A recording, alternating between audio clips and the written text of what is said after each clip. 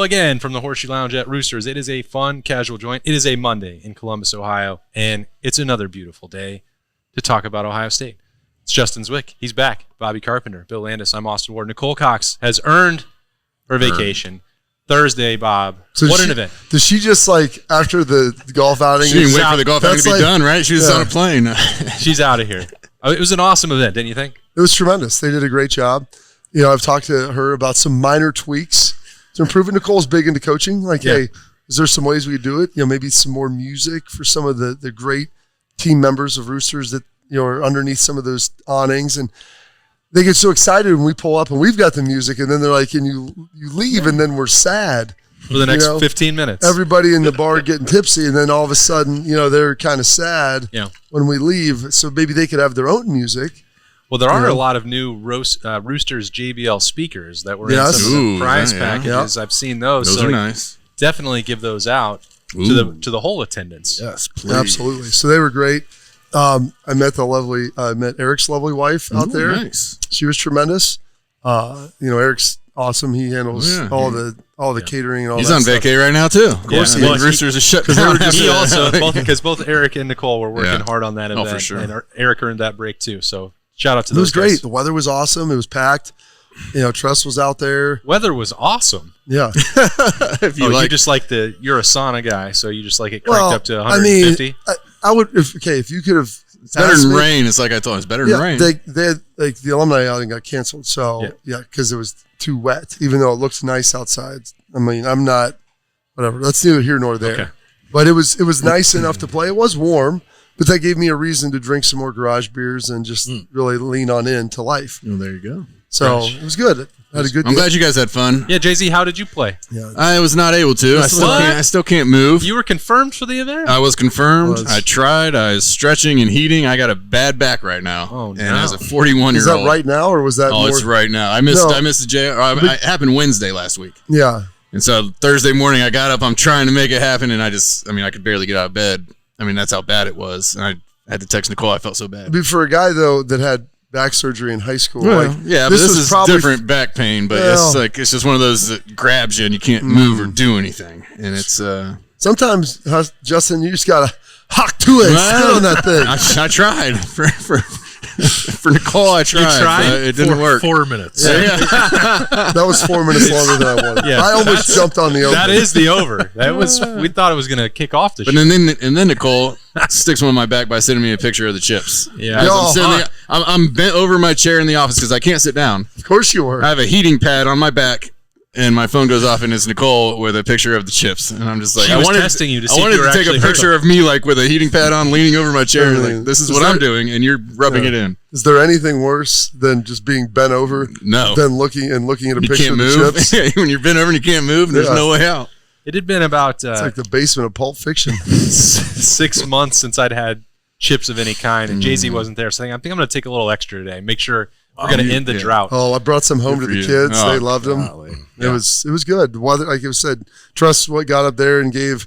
I remember the first time Ryan was around. It was at the 100th anniversary, the NIL event that they had over at the stadium. And Ryan listened to Tress speak. He's like, "Really? Now I got to go." Oh, yeah. Usually you never want to go after Tress on anything. And Tress gives the best, and he doesn't talk up there, and he's not trying to bring on himself. He's like, and now we have our great coach who's out here diligently working every day. Gives a great. We're so lucky to have him and his staff. And then it's Ryan Day, everyone cheers, whatever. I'm like, gosh, just the cadence, the delivery, everything, and. It was really good. Ryan did a great job, and bounced around, talked to everybody. The coaches were out there having a good time, and they kind of get to relax a little bit and let it down some, and supporting the excellence fund and some of the little improvements and things that need to be happening around the Woody. So it was a good time. I was glad Jay-Z wasn't there because it allowed me to finally finish in the top 3. Hey, did you? Nice. How about that? Nice little 61. Jeez. Yeah. Ooh. Card Collector 2. Dude, we lipped out. How were the greens out there? Were they running pretty good? They were running. Yeah. When it's 1,000 degrees, it's tough to get slow greens. And the other thing, too, there's a lot of movement on those things. The undulation on those greens, you got to be below the hole or you're done. Literally, as I started looking about 4 or 5 holes in, I'm like, if you don't hit it into the right spot, your chances of making that birdie you're basically like Tiger at the Masters, like chipping in and having it roll 8 feet straight downhill. No. I mean, it was some tough stuff. Like you just look down and spit on that thing and it starts rolling. I mean, that's 100% it. We're gonna have a counter on the screen. Just get it rolling. I think the difference was we won the scorecard tiebreaker because Brian Hartline Eagles met the moment on 18, and we're like 10 yards off the green, short and left. And I'm like, we'll just putt it. Like we'll steal the longest putt from off the green, which we didn't do. Are you allowed to have a longest putt? I think it has to be on the green. But I like where your head's at. On the Central Ohio 2-Man Scramble League, you can putt from off the green, and it counts for the putt bet. But I said, just putt it. Like, that's the only chance of making it. And Hartline walks up, and he's like, okay, fine. And he didn't even look at the line. Oh, yeah, when you're 10 feet off the green, like, let me just see if I can get it like within 4 or 5 When Jack feet. went off the green, it was like, let me show you how to putt it. And he hit that big one up there, Jack Nicklaus. And he poured that in. So that was a big-time contribution from the... That helps. So he's adding to his legacy. He's getting big time. Not only can he recruit really well. He had a player about to commit the next day. He was, thinking about that and the opportunities that he went to his happy place. He knew he had somebody coming in the next day. Watch this. So third place. Hartline strikes me as someone who golfs like 3 times a year, but will roll out of bed and still shoot like a 78. Think twice is probably what he plays. Like this event and maybe one other time. And I do give him a little bit of a guff for that because his hand-eye coordination and his athleticism is so ridiculous that he doesn't have to practice a lot. I'm just like, imagine if you did, because when he misses, he misses. The inconsistency comes from the lack of practice. And that's what because then he hits one. I put one in the fairway. It's like, you can swing as hard as you want. And he's like, okay. And then it's like 350 down the left. And let's just do that a lot more. I mean, wouldn't that be nice to have that in your bag? So that was great. I appreciate Roosters. I appreciate Card Collector 2 and Brian Hartline for all that. It was cool to finally win something in that event. And Bob, GZ, I was thinking about this because having Tress kick it off, Bill Landis and I talked about this on the podcast daily on Monday. It just feels like he is a lot more, Jim Trestle, a lot more fixture around the program with Ryan Day right now than he has been in the past. And he's retired. So he's got some time. Do you think it's just the time? Well, he's retired. I think he came on the Buckeye Cruise a couple years ago for the first time and really got to sense and get a feel for like what that really is because he was never able to come on it when he was coaching or couldn't make it happen when he was coaching. And that met Ryan on there, I'm sure, and just started realizing, I'm going to have more time on my hands. I want to be around. If I can help you at all, or and that's be that kind of guy to you. I'm here for you. I think that was the Buckeye Cruise 2 years ago. I think was a good opportunity, and it was a good convergence because Tress was retiring. Mm-hmm. He was having more time, and then could talk to Ryan and kind of probably a much more relaxing environment and just have a conversation. Be like, hey, I'm here whenever you ever need anything. But guys, I know Tress has a lot of respect for the guys who sit in that chair. It's a little bit like being president. Mm-hmm.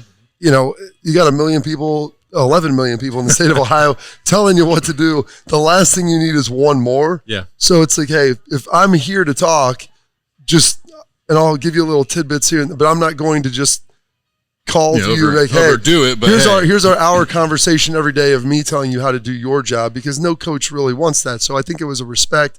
You reach out to me, I'll tell you what I can do for you, and we'll help. And if you want to do some regular stuff. And since then, he's been around, and he's been a lot of stuff. And he's so good at doing all of that stuff that people want him to come, and now that he has time and he's able to do it. Yeah, I heard.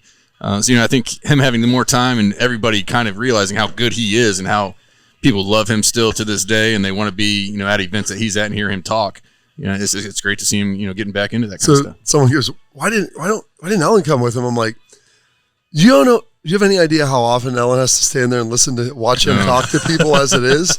Like, do you think, she'd rather go play golf or do this, like, as opposed to watching him just talk, like, cycle person after person. It's basically like a priest at a confessional. Just like people keep coming up, hey, coach, and he just delivers, great, leaned in, locks in, knows someone that where you're from in Ohio, relatable events. He remembers everybody and everything. Name. It's incrable the way he does it.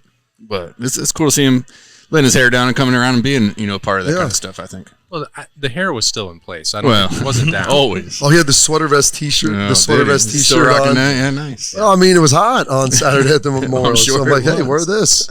It's great. Bill, we've heard from Ryan Day publicly, mentioning Jim Trestle and conversations they've had. Like, what kind of benefit you think that is for the Buckeyes? I think it's a tremendous benefit for like Bob said. How many living people have held that job? 5, including Ryan Day. Fick. Yeah, and Fick's a great guy. He's not going to help Ryan Day do his job at the moment, right? So you have to be able to lean on people, I think, who have been in that chair, and like Coop's around all the time. I'm sure Ryan Day has had every conversation you could possibly have with Coop at this point.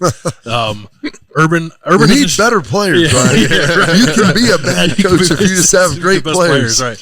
And like Ryan, we know that's not true, but that's neither here nor there. Ryan spent a lot of time around Urban, so like this is kind of the next guy you can talk to, right? And I actually think of all those guys who could even provide any kind of guidance to Ryan Day, Tress is probably the best one to do it. Just like demeanor wise, seems to me like the guy who would actually have that message land the best. So I think it's like you and I talked about on the daily. I think Ryan Day, as he transitions into more of this CEO role, is going to need to talk to people who have done that at a really high level. And I think, Tress wasn't maybe always that kind of coach, but I think he knows how to do it. And granted, college football has changed since the last time that Tress did it, but I think it'll be really beneficial to Ohio State and Ryan Day as he continues to evolve as a head coach to pick the brain of somebody. I would argue that the best thing Tress does is like manage a program. Like fundraising, being around people. Like if you can pick up some tidbits of how he interacts and talks with people at these big events and things like that. But just managing personalities and all that stuff. I mean, Ryan Day is a far more skilled offensive mind, I think, than Jim Trestle.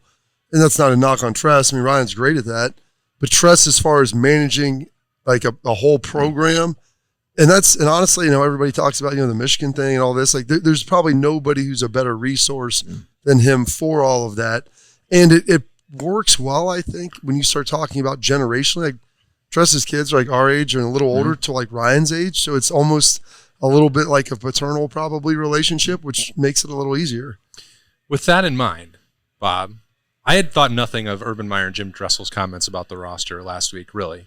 Well, because I think and then you asked me about it on the radio on Friday, and I'm like, wait, I got to go hear him again, like, because it became a bigger deal. I was like, maybe Ryan Day didn't love hearing, like, you have the greatest roster ever. I think it was Thidoff that said that, not me. Don't try to put that evil on me, Ricky Bobby. But I think it was them like complimenting, like, because part of coaching is building the roster. If you don't have good players, that means you suck as a recruiter. So like that's another problem that you have to deal with. And saying this is one of the most talented rosters, if not the most talented, like I think that's a compliment to you. Now there is some inherent pressure with that, but I don't know. I don't know if you can have any more pressure than was already. I don't think Ryan sits there and says, "Oh no, it's not." He knows what he has, and he's like, "Yep, it's probably the best team I've been around." That's the problem, right? You can't argue against it. No, it just does. These guys aren't as good as you think. Let me just. I appreciate the coaches and their feedback, but these guys aren't as good as everybody's thinking that they are. What's he going to say? He knows it is what it is. I think that does add a little bit more. When I saw those, my initial was, I didn't watch the whole clip or anything. Yeah. She's like, "Ooh, all right, they're putting it on Ryan. Like, he better go out and win this year. They got the best." It's like Bill Parcells would be like, we don't need to get out the anointing oil just yet. Like, there's still some work that has to be done. But it is it's ultra talented. And as those two coaches would have said, if they were the head coach at the time, they wouldn't be saying, "This is our best roster we've ever had." But now that they're out of it, it's okay. Well, that's what I said when Bob, it was that Friday afternoon show, and it was like, what? Like, I don't think that Tress would have loved if John Cooper and Earl Bruce were saying that publicly. No. But like, and I mentioned this to Bill this morning, like, what's the flip side? You want them to go out there and like trash your roster? Exactly. Coop, I'm not sure how this year's going to go. When Coop got here, he goes, Earl Bruce was the best coach I've ever seen. I don't know how the hell you win 9 games with the guys he has here. I go, so that's another compliment entirely. Yeah. That's real. I mean, he said it multiple times publicly. Coop is awesome.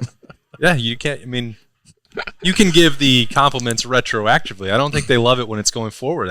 But to your point, Bob, like, the players have already said it's national championship or bust in their mind. The coaching staff, I don't think, feels any differently. And Ryan Day has said since even when he was serving in the interim role, like, well, you have to win every game. So how?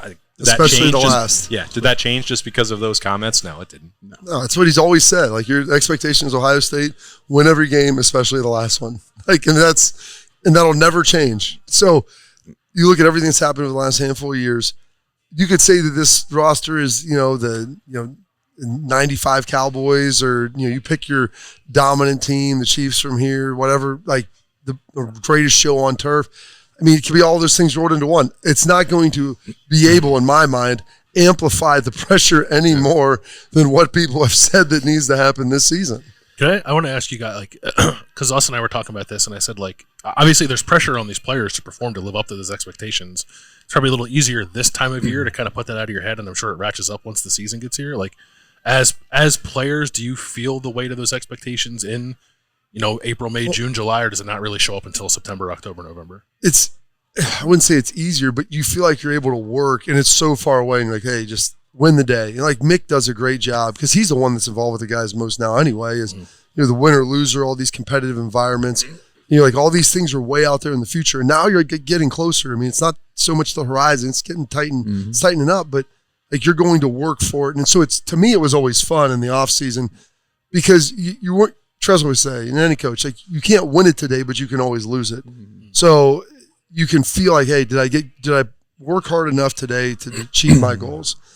But you don't have that measuring stick until like you get out there complacency comes to collect. That's right. And that was stress. Like, so if you didn't get it done, you'll know come fall. And so I think right now the guys are excited and they're leaning in. They know what it is. They know why they all came back.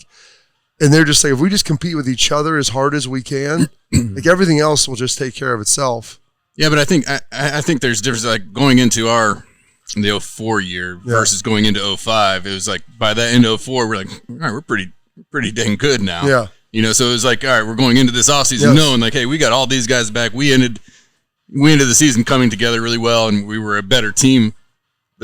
Let's go, get on that, and realize like, all right, we have a chance. We have a big game second week of the season. I mean, now is the time where you're like, all right, looking at the schedule, what do we have? You start thinking about that stuff. Then it was our second game of the year was Texas. So it's like you had the spring, you knew we were going to be pretty good. I mean, that ratchets things up a little bit just because you have that expectation and you have a big game coming down the pipe. I mean, it's still that time where you can work on things and you don't have to really worry about that, but you see it down the pipe. I mean, you see the light at the end of the tunnel, and especially now into June. Yeah. I mean, camp's going to be here before we know it. I mean, it's fireworks going off here in a couple of weeks, and then all of a sudden we're going to be into football season. It's going to go just like that. The 4th of July is like that's when like you're starting to focus in on the camera and like, okay, I can see the start of camp date now. Like it was blurry. It was way in the future. Got a couple of weeks. I'm going to take some time off here, and then it's like camp is ready to rock. And I don't know. I know they're having the open practices starting like August 1st, 1st to 4th. So July 4th, like I've really got 3 weeks of training. They cut you loose a little bit. You get to relax some, but you don't want to do nothing. And so, for sure. But you really have after that point about 3 weeks left. So it's definitely coming into focus. Thank goodness. I get this. Amen to that. Yeah. Get this offseason over with. But the end of June can be celebrated. These just came into focus on a Tuesday. Bob, what can they do on Appetizer Thursday this week? So what you can do on a Tuesday is go to your local Roosters, and the featured appetizer will be $3 all day long. And the featured appetizer this week is the favorite of both one Jeremy Birmingham and Anthony Schlegel Valley Schlegel. It is the mac and cheese bites. It's the mac and cheese you can eat without a utensil. So whether you eat it with a fork or a spoon when you're at home, or if you put some hot sauce on it, put some hot sauce on it, some sour cream on it, dip it in there, ranch, some spicy ranch. Spicy ranch. Let's go now. It's a lot of options. The goat. It is spicy ranch. The fact that they don't push that more here, like it's a mystery to me. It really is. It's the most underrated thing that they have here, without question. But the mac and cheese bites are properly rated. They're excellent. Get them for $3 on Tuesday. We're going to take a break. Berm's got a lot of recruiting insight that's coming your way. I think he's getting close to that prediction about heading into the 4th of July, so we'll touch on that and what's going on there. We'll let Bill go do what he does. He's got a vacation coming up. I do. Where are you going? Yeah, where are you going? Jersey Shore. Let's go, baby. The shore. Yeah. Let's go. I expect nothing less from a Pennsylvania guy. L. GTL. It's a GTL time. I hope you don't have to do the L on vacation. No. I'm not doing the G either. Wait, what about the tan? Are you set there? The burn? I'll do some tanning. Oh, yeah. Bill's got a nice dark complexion here. Oh yeah. This is the summer. It's on my Native American golf comes out. Yeah. Golf tan and loggers. Golf tan loggers. Yeah, we'll do that. We're set. Golf That's right. That's the adjustment. Right off the dome, we've said it. That's what Bill's going to do on vacation for him. We won't be in here next week, by the way, but we'll get to that at the end of the show. What? Yeah. Hold on, man. Hold on. Let's just Don't curveballs at him. People are turning it off now. I know. We still have half a show this week to come at Roosters. It's a fun casual joint. Roosters has been so fortunate. We just want to be able to give some of that back to the community. They donate to organizations that are near and dear to their heart, and we're so fortunate to have been with Roosters now for a long time. They always go above and beyond to help support our foundation to further help veterans. It's just a wonderful feeling to know that Roosters supports the Buckeye Cruise for Cancer. All the folks at Roosters are just genuinely kind folks, and they want to make a difference. Thank you, Roosters Foundation. Thank you, Roosters. Thank you, Roosters. Thank you, Roosters Foundation. Welcome back into the Horseshoe Lounge. We are at Roosters. It is a fun casual joint, and it is even more fun because Berm is now here. Yay, Berm. Berm, I love fun. how was the concert this weekend? Unbelievable. Was it good? Just a fantastic Did show. you go Friday or Saturday night? Or both? Saturday, because Friday there was no concert. No, I thought he did it It was Friday. Saturday. No, Sunday. Saturday, Oh, was Sunday. it? Oh, okay. It was incredible. It was a tremendous day in the Horseshoe. Beautiful weather. Hot. Yeah, Yeah. just But- the way we like it. Worthwhile. Great way to spend my anniversary. And, Ooh, what year is that? 5. Nice. So wonderful, wonderful weekend. The Zack Bryan concert was incredible, but so was the rest of the lineup, and that's what I know a lot of people are big Zack Bryan fans. He's like the new shiny toy in the world of music, but like the real country music, not to say that Zack Bryan's like he's a new generation. Like the rest of the show was chef's kiss. Beautiful. I'm more upset that I missed the Troubadours, but Turnpike Troubadours, Billy Strings, awesome. Charles Wesley Godwin, awesome. Charlie Crockett. I mean, Did they change the lineup and like make some alterations like 6 months? I thought when it first came somebody- out that Lady Annabelle, Lady A was going to be in there. I had not seen them. That was like a long time when ago. we bought our tickets back in like September. This was the lineup that I saw. So, Maybe I or October. misremembered that. It was incredible. Billy, I mean, Zack Bryan was awesome. Like it's very rare, I think, to see 80,000 people who know every word to every song. And like the guy didn't have to sing. I almost felt like at some point like we should have been paid because the stadium was doing every single That's song. good. Doing his job for him. Schweigs was there. He said it was awesome. Yeah, great His kids show. loved it. Just a really, really great entertainer and Nice. Good. awesome show. And then fireworks at the end. Oh, yeah, all right. They lit up the sky. And, Who's not a fan of some fireworks after a concert? I love fireworks, and it was also I had asked Ohio State's recruiting people a few weeks ago, like, was there a plan? Aaron Dunstan? Can you are they able to take the recruits to that? It's it's on campus. It's Ohio State's football stadium. You figure you should. There's no rules left, but there are still rules apparently. So, but there were some kids who got to go. I think they had to pay for themselves, but there were available seats. So some of them went. Some of them said it was the highlight of the whole weekend. Can't they get just an NIL deal to go? I mean, is that not a thing? I don't know if Zack Bryan is interested in paying them. Interesting. But are you a wait until the concert is over, or do you get out during the last song to beat the track? You don't leave at the. Thank you. My wife is the queen now of like trying to eject early, and Missed the encore? that's why I said, I'm like, listen, there's some that if I've seen a bunch of shows or whatever, and like I get it, we got something to do, but I'm the one that wakes up early every day. So if I want to stay here and get drunk till the final song, that's what I'm going to do. The encore song was Revival, which is like his big. Yeah, and of course. It was like a 20-minute version. Billy Strings came out playing guitar and Revival. Like it's a really cool moment, and it helped me get past the fact that the girl behind me who puked on my legs Talk to her. at the start of the show. She puked on that thing? Yeah, she puked on that thing. It was not good. No, imagine this, and we'll get to recruiting in a minute, folks. And I'm sorry. Let's say you and your 3 friends drove 10 hours from somewhereville, I don't know where, Somewhereville, to get to Ohio State to watch that concert and be in Ohio Stadium for the Country Fest. So- now, ostensibly, you're watching everything, but you're really there for Zack Bryan. That's what 27-year-old girls are there for. And you finally get to, I'm guessing, when you get to the show, like you spent the whole 6 hours, right? So drunk that you You're don't like, remember we it. did it. It's finally Zack Bryan time, right? And then first song is song Overtime, and he's playing, and all of a sudden there's just a splash on the back of legs. Okay, so this is directly the road directly behind me, not the person, not the person directly behind me, but one row back and one seat over. So I'm getting just residual splash. Okay, so then we turn around and look back, and this girl is just. And she does not leave that position for the entire show. Oh no, she was just zoned in. So, but her friend, her friend, like 2 of her friends, they start tending to her, and then the one girl goes, "We drove 10 hours for this. I don't care if she's sick." And then just ignored her the whole rest of the show. Good, yeah, have a good time. Man down, you got. She let it loose 3 separate times. So Oh, Jeez. three little splash zones again, and that's fine. We all had towels, because you were sweating, working up a nice you all lap. had Take a towels. towel? Yeah, we brought like towels that you could to cool down. So I had that. So it was You able got to puked quickly. on. So did you wipe the puke off and then use the towel to cool down? No. After that point, you we didn't do left that? the towel Okay. All alone. right. All right. Just curious. Either way, It's hot. there was a lot of fireworks. There was a lot of puke, and so.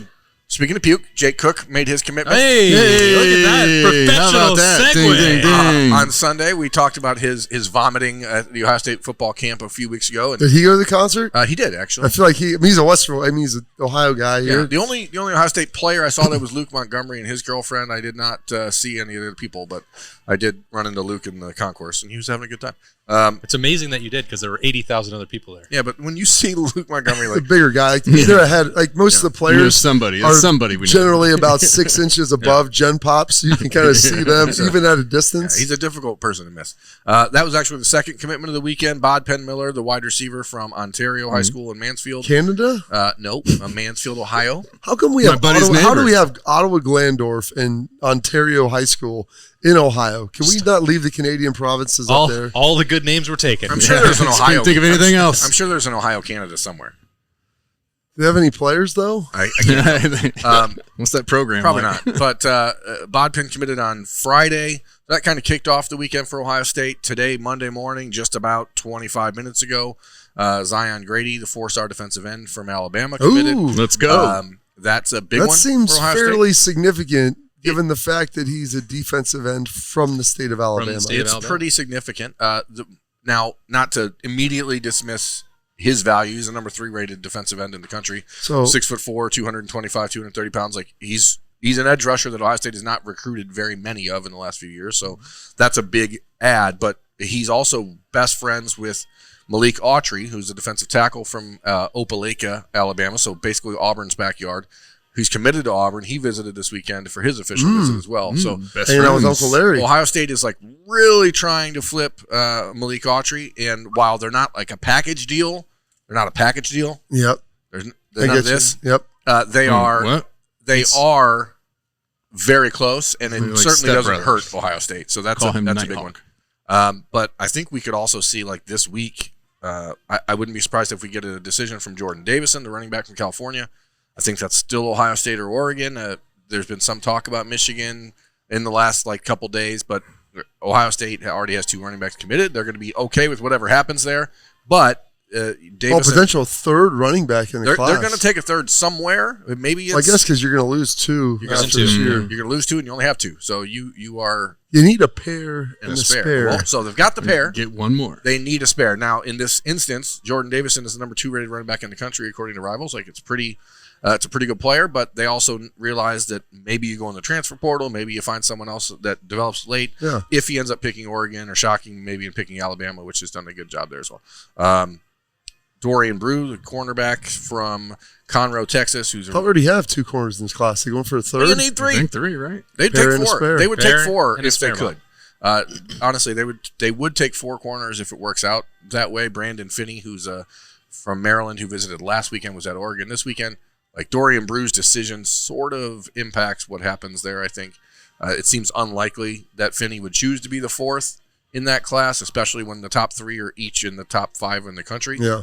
Ohio State's biggest hurdle with Dorian Brew seems to be that concept. Like, just because you're the 3rd guy to pick your school in that class doesn't mean you have to be the 3rd guy for your career. Like, you are a top 5 corner. If you don't think you can outplay those guys, then you're not interested.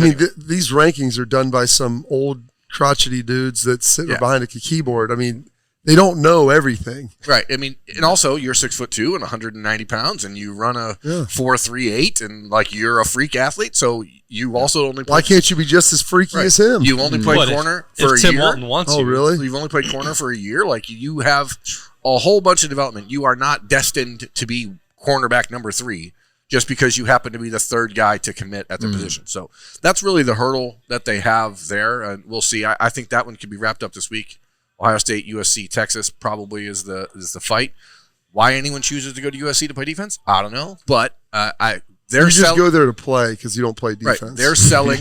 They're selling the idea, though. I mean, USC and Texas are certainly the ones pushing the narrative, like, you're going to be the third guy because the top 2 corners in the country are Devin Sanchez and Naeem Offord, and they're committed to Ohio State, and that's so they're pushing that narrative, which I've never understood. There's 2 things I don't understand. The whole "you're not good enough to play there" narrative. We want you to come play here. That coach is doesn't seem like it's a very productive sales pitch. It's one that has been used against Ohio State for years. I mean, it's been used regularly on the wide receiver front, Quarterbacks and quarterbacks. But it's been a big weekend. Who else was really? Oh, David Sanders, the number 1 ranked player in the country and number 1 ranked offensive tackle in the country, made his official visit.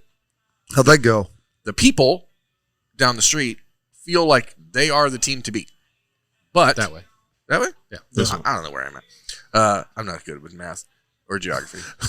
Say math. Well, okay. Carry the 2. It's that way, Berm. So they feel like they are in the lead here. Now, the problem is he's still not planning on making any sort of announcement until August. So, which seems like a long time from now, but it's really 5 weeks. So, it's not that long of a wait, but it does. Do most of these guys want to get it done before the start of the season? Their season. There's like a lot of guys who are getting it done between now and the 4th of July, it seems like, in order to be done with this by the time they start high school practice. Yeah. And then there's that second wave, which will happen like right in the middle of August, right before first games of the season. And then it's going to be a real slow time from then till the end. I mean, do you think because this is just talking over there, I mean, I think the goal was to try to get about 90% of those visits. They got 19 commitments now with Zion Grady.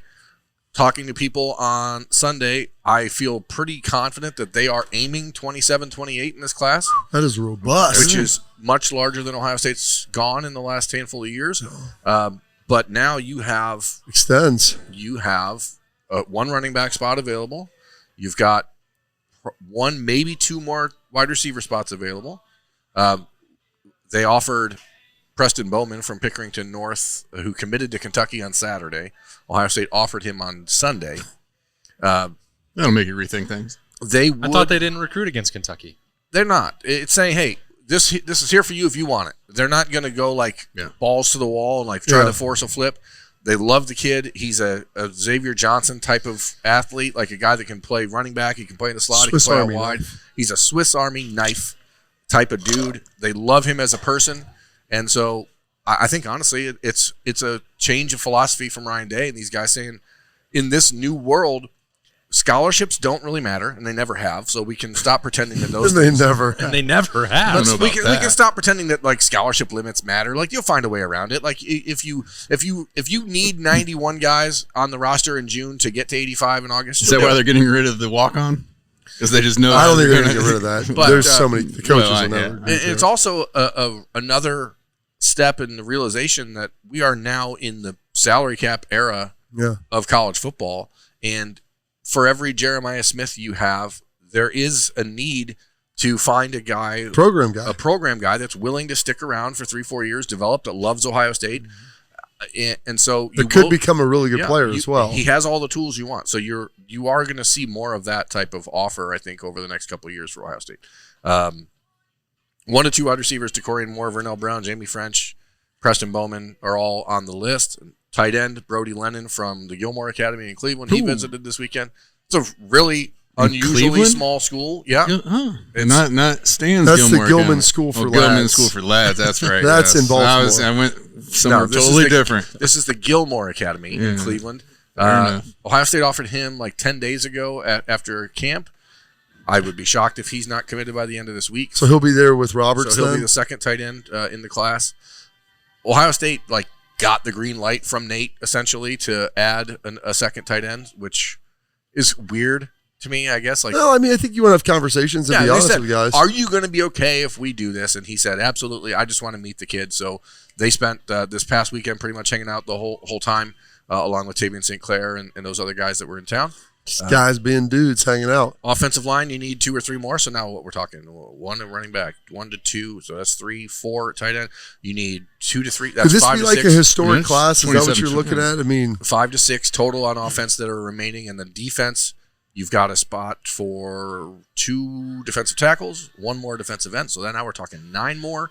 Herb did say last week that, to your point, Bob, this could be the most decorated recruiting class in Ohio State history, and maybe one of the best anyone has ever signed. This is a class that no one in the Big Ten in the internet recruiting era, no one when they were in the Big Ten. USC has won some recruiting titles in their mid 2000s, but no active Big Ten team has ever been the recruiting champion nationally since the internet began tracking this stuff in 2000. Since Al Gore put it together. Since your class, I think, since 2002.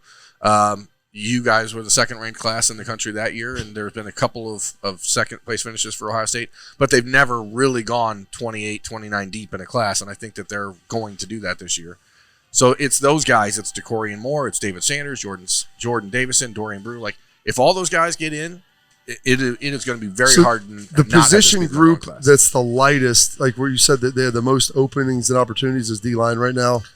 There's probably offensive line and defensive line. Both of those, 2 or 3. If you have 19 commitments, I think you can add 9 to 10 more. 6 of those are going to come from offensive line, defensive line, at least. So it's going to get wild.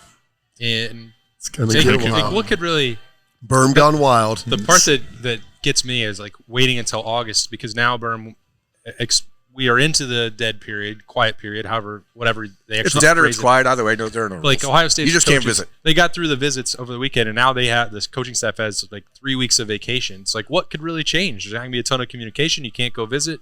Like, that's what I know. That's what the Buckeyes were intending to do, was have everything wrapped up by July 4th ish. Yeah, and that's what you'd love to do, but you are now you're like almost in teams don't use collectives, right? So the collectives aren't allowed to bargain on behalf of the team.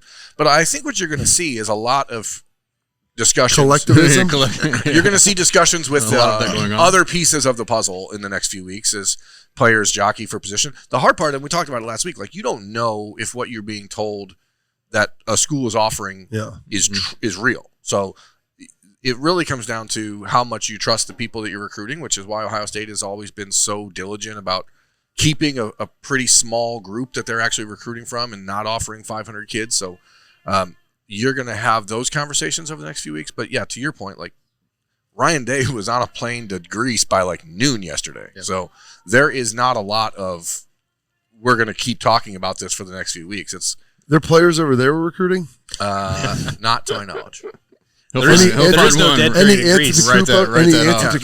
There's no dead period in Greece. That's right. There you go. If someone else can get a couple hundred miles east, though, they have the Dead Sea, if I'm not mistaken. Yeah, that's true. He doesn't do math and geography. I'm not sure there's any recruiting going on there either. Well, the coaching staff is on vacation. We're going to take one, too. Not going to be back in Roosters next Monday. Sorry, Bob. I know you wanted to come in and celebrate. Well, I mean, it's the 4th of July weekend. We need to celebrate America for the full week. By coming in here and telling everybody how great the Buckeyes are. Well, and how great the Appetizer Tuesday is. Right. Absolutely. We can definitely do that. How are they going to know what the Appetizer Tuesday is next week? We'll tweet it out. We'll let people know. It doesn't have the same impact, Austin. What are you going to be doing next week? I'm not at liberty to say. Liberty's not letting you say it? Liberty doesn't know. I can't say it for Liberty's purposes. So she watches the show. Bob. She watches the show. Does she really? I love it. So my kids haven't watched something I've done in years. She's really excited about it. And what she saw something of you the other day. It was like, what's Bobby doing on? I don't know, some Roosters thing. Like, oh, that's Bobby. I know him. It's like she's really excited. She loves the show. She watches all. Well, she loves Roosters, and everybody appreciate you watching. Yeah, she does. $3. Get in here Tuesday, all day long. Mac and cheese bites. They're delicious. It'll They're be something favorite. delicious next Tuesday. We just don't know yet. We'll tell you. I'll find a way to let you know. It's not even on the list. I just checked. It's not even announced. You'll tell them on the morning juice next I will week. tell them on the morning juice because I am working on the 4th of July like a fine American. People fought and died at Bunker Hill to give me this opportunity to go do this. Yeah. Talk about sports. I would bet a lot of money that you're not working on the 5th of July. I'm not. I took that day off. Because I'm working for you on the 5th of July. Hopefully I've had such a good time on the 4th that I'll celebrate on the 5th by sleeping in just a little bit. I'm like Nicole. I need a full week to prepare post-vacation and then the Marysville Marathon. And hopefully Jay-Z's back is ready because I got to get that event ready to get on Nicole's level. And I'm just hoping a bunch of kids don't commit on the 4th of July. I mean, is that a thing? Would somebody do that? Oh, a lot. It's with happened, the fireworks. It's like, hey, quite a few do. I'm going Wasn't there a string of like 3 or 4 years in a row? There's going to be a lot of stuff happening in the next 2 weeks. So Hey, But on the 4th of July, Oh yeah. nothing's sacred anymore. We try to. we find the slowest sign. Like No, we're gonna get this. Berm tries to help these kids. I try to tell them like, No one will be paying attention to you on the 4th of July. Don't commit on like a Friday night at 6 o'clock or the 4th of July or Christmas morning. that they want If to. you're gonna get arrested, there's a do reason that now. on the Yeah, 4th of do July. that. There's a reason that it's the day they're with their families. It's they have big Yeah, I get parties, it, like they're 100%. making it a commitment party, etc. But yeah, Ohio State. It should just be a party for America. You know, God there bless. will be a decision on July 3rd from Justin Hill, linebacker, edge rusher from Cincinnati. So that's the only one I know that's like directly around those dates for Ohio State, but it's likely going to happen. So he's more of an edge than a off the ball backer. He's what we would call, You'd call like it Jack. like a werewolf. Oh, really? A Leo, Werewolf. perhaps. New name. Yeah. I like that. I just create more names, more positions. Yeah, he's a different type of dude. He can do whatever. Okay. Really, that's skilled. Where's he go to high school? Winton Woods. Oh, Ooh, yes. Woods. So you got a little Who- shankability. Who's the on last guy we had from Winton Woods? Jermaine Matthews. Mine Mayan Williams. Mine. Mayan Williams. Jerron Cage.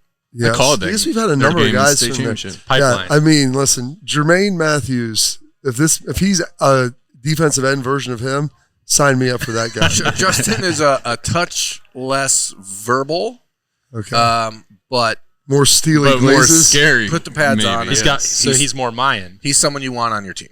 He's very rare. Mine was like subtle and reserved a little bit. I mean, Jermaine is Well, no, just getting a hybrid of the two. okay. I like that. We'll see how that goes. Buckeyes hoping to win that one, and then we'll talk about that. Whatever happens after the 4th of July, whatever that is, the 8th, we'll be back. I'll be gone. Jay-Z won't be No, here. I'll be out. He's going to be Still recovering celebrating. from I'll still be celebrating America from Marysville in the America. week after. Yeah. Well, there will Either be a way, show. there will again, be stuff happening. just not next week. Just we will not be here. back. Thank you for your patience on that and letting us have one Monday to And always celebrate remember, America. spit on that thing. That's Bobby Carpenter with that advice for you. That's Justin Zwick. Yep. Bill Landis was in here. That's Jeremy Birmingham. I'm Austin Ward. Have a great week. Thanks for joining us at Roosters. It's a fun, casual joint. It only finished with 3. Yeah, well, I think there was another one in between. Oh, yeah, I did. There was like Well, I said puke on that thing. This is probably 4 or 5 that we could have counted. It was so gross, dude.